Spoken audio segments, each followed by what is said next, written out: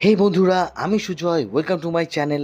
I hope তোমরা সবাই খুব ভালো আছো। পাহাড়ের রানী দার্জিলিং ভ্রমণ পিপাসু বাঙালির কাছে অন্যতম পছন্দের একটি শৈল শহর হলো এই দার্জিলিং। এখান থেকে যেমন দর্শন মেলে বিখ্যাত কাঞ্চনজঙ্ঘার, তেমনই এখানে রয়েছে খুব সুন্দর চা বাগান, ঝর্ণা, পাহাড়, লেক, সুন্দর সব মনেস্ট্রি, ঐতিহ্যবাহী টয় ট্রেন, বিখ্যাত দার্জিলিং চা, পাহাড়ের মোমো, আর এই অপরূপ সুন্দর পাহাড়ি পরিবেশ, যার সৌন্দর্য ভাষায় প্রকাশ করা সম্ভব নয়। আজ এই ভিডিওতে শেয়ার করব তোমরা কিভাবে খুব সহজেই দার্জিলিং পৌঁছে খুব ভালো করে এই শৈল শহরকে ঘুরে দেখতে পারো, এবং এই শৈল শহর ঘুরতে তোমাদের কত খরচ হতে পারে তা এই ভিডিওতে অনেকটাই পরিষ্কার হয়ে যাবে।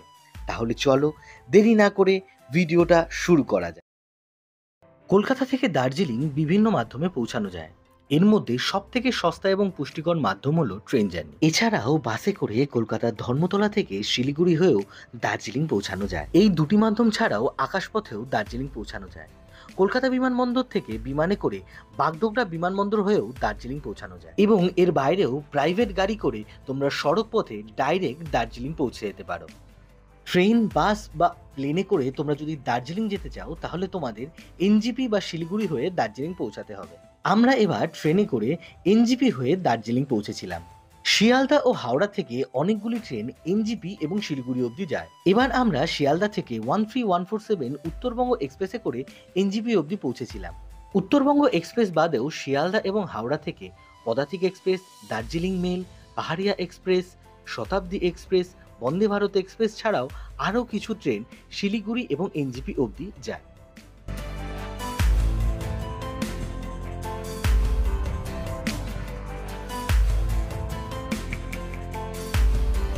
শিলিগুড়ি বা এনজিপি থেকে দার্জিলিং যাওয়ারও আবার অনেকগুলো মাধ্যম রয়েছে। শিলিগুড়ি বা এনজিপি থেকে দার্জিলিং যাওয়ার সবচেয়ে সস্তায় পুষ্টিকর মাধ্যম হলো বাস। মাত্র 105 টাকা বাস ভাড়া দিয়ে তোমরা শিলিগুড়ি থেকে দার্জিলিং অবধি পৌঁছে যেতে পারো। এরপর রয়েছে শেয়ার গাড়ি। এনজিপি বা শিলিগুড়ি থেকে শেয়ার গাড়িতে দার্জিলিং যেতে তোমাদের খরচ পড়বে মাথা পিছু 300 থেকে 350 টাকা। আর এনজিপি বা শিলিগুড়ি থেকে রিজার্ভ গাড়িতে দার্জিলিং যেতে 4 সিটার গাড়ির খরচ পড়বে 2,500 থেকে 3,000 টাকা, এবং 7 সিটার গাড়ির খরচ পড়বে 3,500 থেকে 4,000 টাকার মধ্যে। যদিও ভালো মতো বার্গেন করতে পারলে এই ভাড়া কিছুটা কমও হতে পারে। এছাড়া তোমরা আরও একটিভাবে দার্জিলিং পৌঁছাতে পারো এনজিপি থেকে। সেটি হচ্ছে দার্জিলিং এর ঐতিহ্যবাহী টয় ট্রেনে। এইবার আমরা এনজিপি থেকে দার্জিলিং অবধি গেছিলাম দার্জিলিং এর ঐতিহ্যবাহী টয় ট্রেনে করে। এক কথায় বলতে পারি এই জার্নির অভিজ্ঞতা মুখে বা ভাষায় প্রকাশ করা সম্ভব না। এই টয় ট্রেন জার্নিতে তোমরা দার্জিলিং এর যে অপরূপ দৃশ্য দেখবে তা তোমাদের জন্ম জন্মান্তরে স্মৃতির পাতায় লেখা থাকবে। এনজিপি থেকে দার্জিলিং অবধি টয় ট্রেনের ভাড়া পড়বে ফার্স্ট ক্লাসে 1400 টাকা এবং এসি চেয়ার কারে 1,500 টাকা। টয় ট্রেনে করে দার্জিলিং পৌঁছাতে পৌঁছাতে তোমাদের বিকেল হয়ে যাবে। দার্জিলিং স্টেশনের বাইরেই তোমরা অনেক ছোট বড় গাড়ি পেয়ে যাবে, যেগুলিতে করে তোমরা তোমাদের পছন্দ মতো হোটেলে পৌঁছে যেতে পারবে। ভাড়া পড়বে 300 থেকে 400 টাকা। দার্জিলিংয়ে তোমরা বিভিন্ন বাজেটের হোটেল পেয়ে যাবে। আমরা এবার গিয়ে উঠেছিলাম দার্জিলিংয়ে 717 হোটেলটিতে। এই হোটেলটিতেই আমরা দার্জিলিং আসলে সচরাচর উঠি। প্রথম দিন দার্জিলিং পৌঁছে তোমরা বিকেলটা দার্জিলিং মেলে কাটাতে পারো। তবে আমাদের পৌঁছাতে পৌঁছাতে যেহেতু 6:30 বেজে গেছিল, তাই আমরা সেদিন আর মেল মার্কেট যাইনি। পরদিন সকালবেলা হোটেলের জানলা থেকে মুখ বার করতেই দার্জিলিং আসাটা সফল মনে হলো। দেখা পেয়ে গেলাম সেই বিখ্যাত কাঞ্চনজঙ্ঘা। হোটেল থেকে ব্রেকফাস্ট সেরে বেরিয়ে পড়লাম সাইট সিনের জন্য। দার্জিলিং বাস স্ট্যান্ডের কাছ থেকে রোপওয়ে যাওয়ার অনেক শেয়ার গাড়ির অপশন তোমরা পেয়ে যাবে।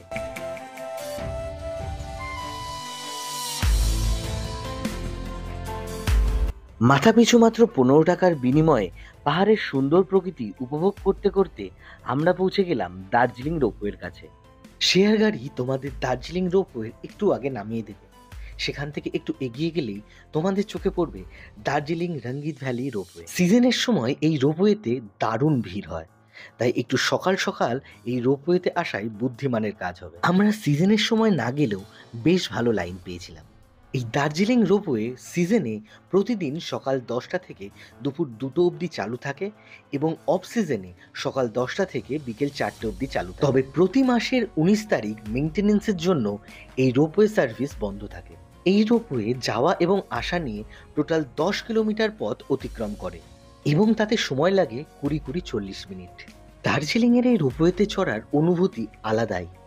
এখান থেকে তোমরা যে দৃশ্য দেখবে তা তোমাদের স্মৃতির খাতায় চিরজীবন লেখা থাকবে। চারিদিকে সবুজে ঘেরা পাহাড়, নিচে সুবিস্তৃত চা বাগান, এবং সিজন ভালো থাকলে এই রোপওয়ে থেকেই তোমাদের চোখে পড়ে যেতে পারে কাঞ্চনজঙ্ঘা।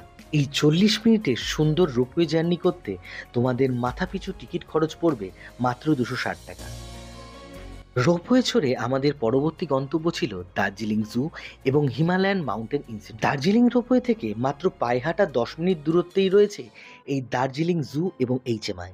দার্জিলিং জু এবং এইচএমআই এর প্রবেশ মূল্য ভারতীয় নাগরিকদের জন্য মাত্র 110 টাকা এবং বিদেশি নাগরিকদের জন্য 160 টাকা, এবং জু এর ভিতরে ক্যামেরা ব্যবহার করলে তার জন্য 10 টাকার টিকিট নিতে হয়। এই জু এবং এইচএমআই অনেকটা এলাকা জুড়ে রয়েছে, তাই এইখানে কোথায় কি রয়েছে সেটা বোঝানোর জন্য বিভিন্ন জায়গায় ডাইরেকশন বোর্ড দেওয়া রয়েছে। এই দার্জিলিং চিড়িয়াখানা ঘুরে দেখার জন্য দারুণ একটা জায়গা। এখানে রয়েছে বিখ্যাত রেড প্যান্ডা থেকে শুরু করে বিভিন্ন প্রজাতির পাখি, ভাল্লুক, বাঘ, নেকড়ে, চিতাবাঘ, এছাড়াও রয়েছে প্রচুর প্রকারের জীবজন্তু। এখানে তোমরা একটু ঘুরে দেখতেই পারো।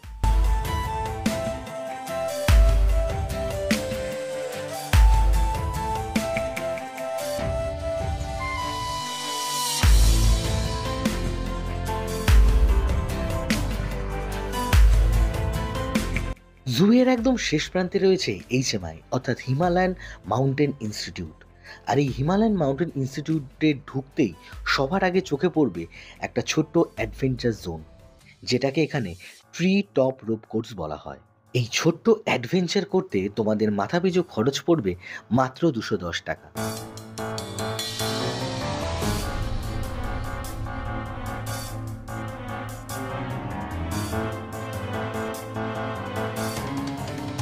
এই এইচএমআই চত্বরে ঘুরে দেখার জন্য অনেক কিছু রয়েছে। পর্বত আরোহণের বিভিন্ন তথ্য তোমরা এই এইচএমআইতে আসলে পেয়ে যাবে।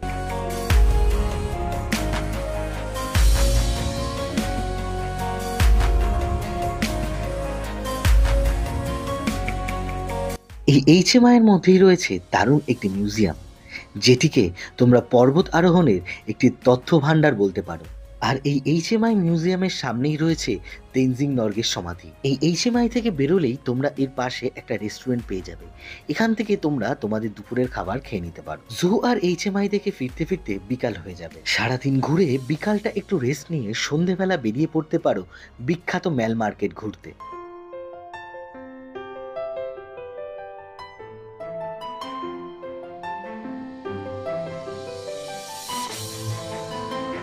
ম্যাল মার্কেটে অনেক ছোট বড় রেস্টুরেন্টের সাথেই রয়েছে অনেক স্ট্রিট ফুডের দোকান।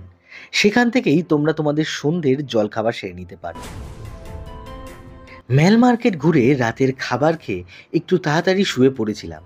পরদিন সকালবেলা উঠেই আমরা বেরিয়ে পড়েছিলাম দার্জিলিং সাইট সিনের। 5.7 পয়েন্ট না ঘুরে আমরা আমাদের পছন্দ মতো 5টি পয়েন্ট ঘুরেছিলাম এই দার্জিলিং সাইট সিনে। দার্জিলিং সাইট সিনের জন্য তোমরা রিজার্ভ গাড়ির সাথে সাথে পেয়ে যাবে বিভিন্ন শেয়ার গাড়ির অপশন। ম্যাল মার্কেটের নিচে ট্যাক্সি স্ট্যান্ড থেকে তোমরা তোমাদের সাইট সিনের গাড়ি বুক করতে পারো। আমাদের আজকের সাইট সিনের প্রথম গন্তব্য ছিল দার্জিলিংয়ের বিখ্যাত জাপানিজ টেম্পল এবং পিস প্যাগোডা। দার্জিলিং এলে প্রতিবারই যখন এখানে যাই একটা আলাদা শান্তি অনুভব করি।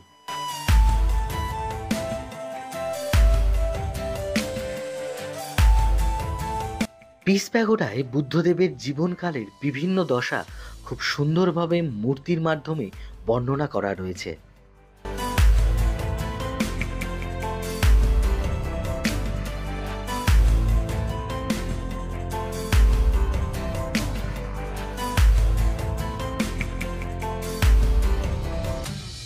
জাপানিজ টেম্পল এবং পিস প্যাগোডা দেখে আমাদের গাড়ি ছুট লাগালো পরবর্তী গন্তব্যের উদ্দেশ্যে, যেটি হলো দার্জিলিং এর বিখ্যাত অরেঞ্জ ভ্যালি টি গার্ডেন।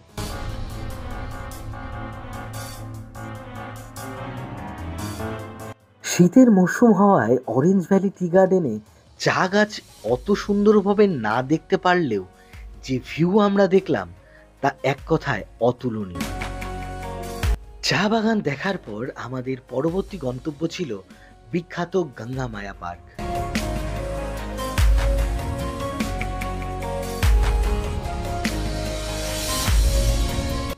এই গঙ্গা মায়া পার্ক একটা সময় দার্জিলিং এর অন্যতম একটি জনপ্রিয় টুরিস্ট অ্যাট্রাকশন ছিল, কিন্তু বর্তমানে এইখানে সেই রকম লোক যায় না।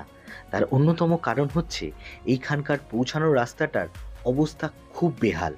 এই জন্য অনেক ড্রাইভারই এখানে আসতে চান না। কিন্তু তোমরা যদি কোনো ড্রাইভার দাদাকে রিকোয়েস্ট করে এখানে আসতে পারো, তাহলে এইখানকার সৌন্দর্যে তোমরা মুগ্ধ হতে বাধ্য হবে।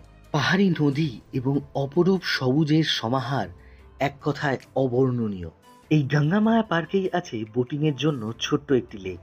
মাথাপিছু মাত্র 50 টাকার বিনিময়ে তোমরা এই লেকে 20 থেকে 25 মিনিট বোটিং করতে পারবে। এই ছোট্ট লেকের একদম শেষ প্রান্তে রয়েছে একটা দারুণ সুন্দর ঝর্ণা। বোটিং করতে করতে তোমরা চারিপাশের যে ভিউ পাবে তা এক কথায় অসাধারণ। গঙ্গামায়া পার্ক ঘুরে আমাদের পরবর্তী গন্তব্য ছিল রক গার্ডেন। রক গার্ডেন পৌঁছাতে আমাদের দুপুর হয়ে যাওয়ায় রক গার্ডেনের পাশেই একটা ছোট্ট রেস্টুরেন্টে আমরা লাঞ্চ সেরে নিয়েছিলাম। এই রেস্টুরেন্টটা ছাড়াও এই রক গার্ডেনের আশেপাশে রয়েছে অনেক দোকান, সেখান থেকেও তোমরা অল্প কিছু খেয়ে নিতে পারো। এই রক গার্ডেনের এন্ট্রি ফি 20 টাকা। রক গার্ডেন এবং গঙ্গামায়া পার্ক একই অথরিটির আন্ডারে, তাই দুটো জায়গার এন্ট্রি ফি 20 টাকা। এই রক গার্ডেনের মেন অ্যাট্রাকশন হলো রক গার্ডেনের একদম উপরের একটি পাহাড়ি ঝর্ণা, যেটি দেখতে দারুণ লাগে। এছাড়া এই রক গার্ডেনটা চারিদিক দিয়ে বিভিন্ন ফুলের গাছে মোড়া।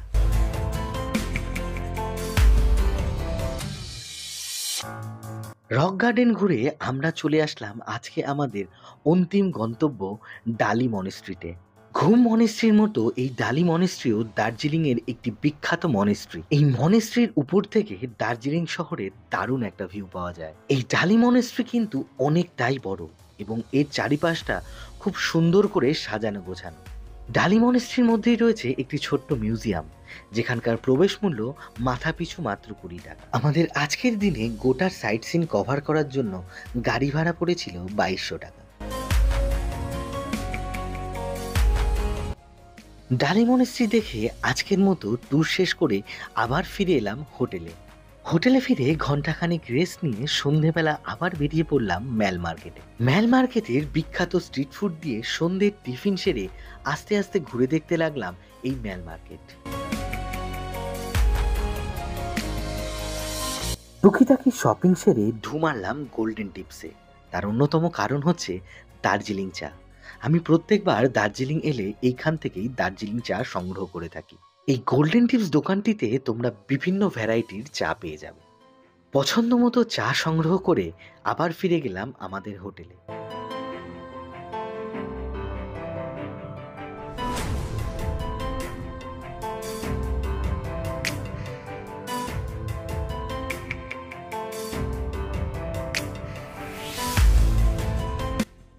চতুর্থ দিন ছিল আমাদের দার্জিলিংয়ে শেষ দিন, তাই সকালবেলায় বেরিয়ে পড়েছিলাম দার্জিলিংকে পায়ে হেঁটে এক্সপ্লোর করতে।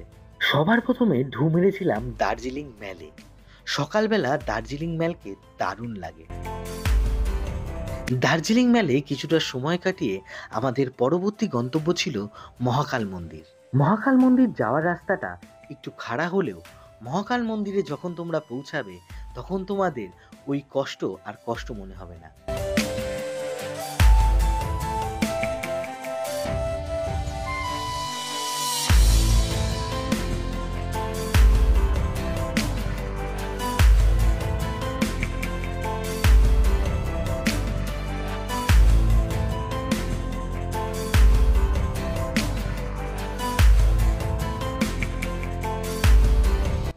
মহাকাল মন্দিরে মহাকালের সাথে সাথে আরো অনেক অন্যান্য দেবদেবীরও মন্দির রয়েছে, তোমরা চাইলে সেগুলো দর্শন করতে পারো। এই মহাকাল মন্দিরে প্রবেশ করতেই একটা আলাদা শান্তি অনুভব করেছিলাম। এই মহাকাল মন্দিরেই রয়েছে দ্বাদশ শিবলিঙ্গের অনুকরণে 12টি শিবলিঙ্গ। মহাকাল মন্দির ঘুরে আমাদের পরবর্তী গন্তব্য ছিল Kanchenjunga view point. Kanchenjunga view পয়েন্টে এসে দেখা পেয়ে গেলাম কাঞ্চনজঙ্ঘা। ভাগ্য ভালো থাকলে এইখান থেকে খুব সুন্দরভাবে তোমরা কাঞ্চনজঙ্ঘা দেখতে পারবে।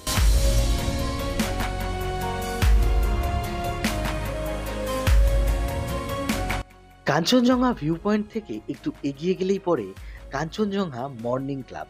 এখান থেকেও কিন্তু খুব সুন্দরভাবে কাঞ্চনজঙ্ঘাকে দেখা যায়।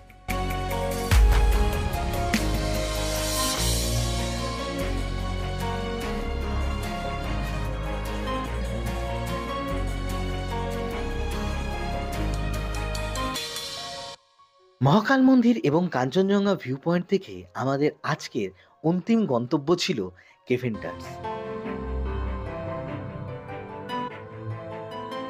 মহাকাল মন্দির এবং ভিউ পয়েন্ট থেকে ফেরার সময় চোখে পড়ল মহাকাল মার্কেটে আস্তে আস্তে বিভিন্ন দোকান বসতে শুরু করেছে। এই মহাকাল মার্কেট থেকেও আমরা টুকটাক একটু শপিং করেছিলাম।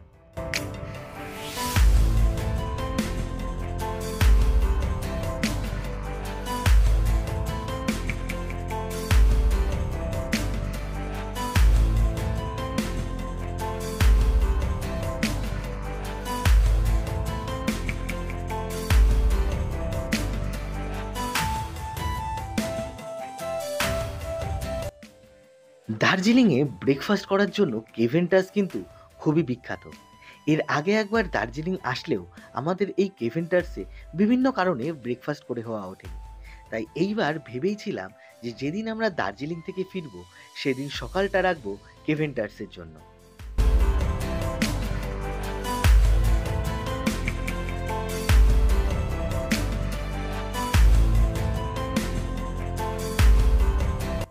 কেভেন্টার্সের যেটা পুরনো সেকশন সেটায় অত্যন্ত ভিড় থাকার কারণে আমাদের বসতে হয়েছিল কেভেন্টার্সের নতুন সেকশনে। কেভেন্টার্সের এই নতুন সেকশনটাও কিন্তু খুবই সুন্দর। এখান থেকেও বসে ব্রেকফাস্ট করার সাথে সাথে তোমরা দর্শন পেয়ে যেতে পারো কাঞ্চনজঙ্ঘার।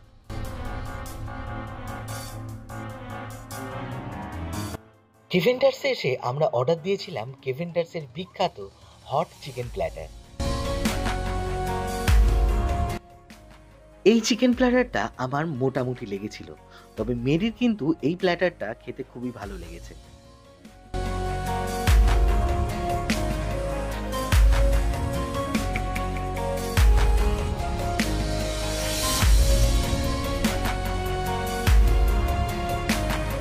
কেভেন্টার্স থেকে ব্রেকফাস্ট সেরে আমরা চলে গেছিলাম আমাদের হোটেলে। আজই যেহেতু আমরা ফিরে যাব এর জন্য তাড়াতাড়ি ব্রেকফাস্ট করে হোটেলে গিয়ে কিছুটা সময় রেস্ট নিয়েছিলাম। আমাদের ফেরার ট্রেন ছিল এনজিপি থেকে দার্জিলিং মেল, যেটির এনজিপিতে সময় সন্ধ্যে 7:45। তাই হোটেল থেকে লাঞ্চ সেরে একটা ক্যাব রিজার্ভ করে আমরা বেরিয়ে পড়লাম এনজিপির উদ্দেশ্যে। আমাদের যে ড্রাইভার দাদা এনজিপি অবধি আমাদের নিয়ে এসেছিল তিনি কিন্তু দারুণ। ফেরার সময় আমাদের দার্জিলিংয়ের বিভিন্ন জায়গার বিভিন্ন কিছু বলতে বলতে বোঝাতে বোঝাতে খুব সুন্দরভাবে আমাদের এনজিপি অবধি পৌঁছে দিয়েছিলেন।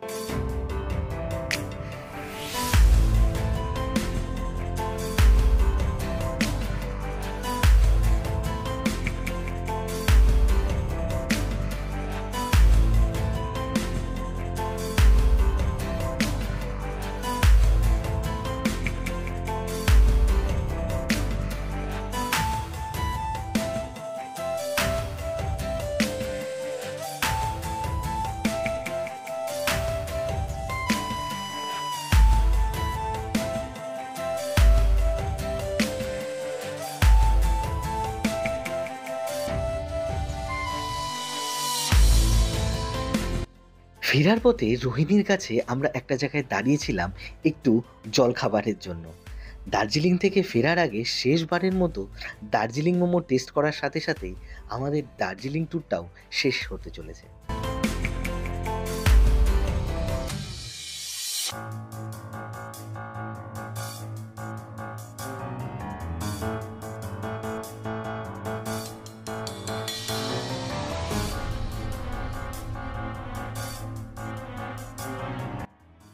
বিকেল 4:30 নাগাদ দাদা আমাদের এনজিপি স্টেশন পৌঁছে দিল, কিন্তু আমাদের ট্রেন যেহেতু ছিল সন্ধ্যে 7:45, তাই অনেকটাই সময় আমাদের এনজিপি স্টেশনে ওয়েট করতে হয়েছিল।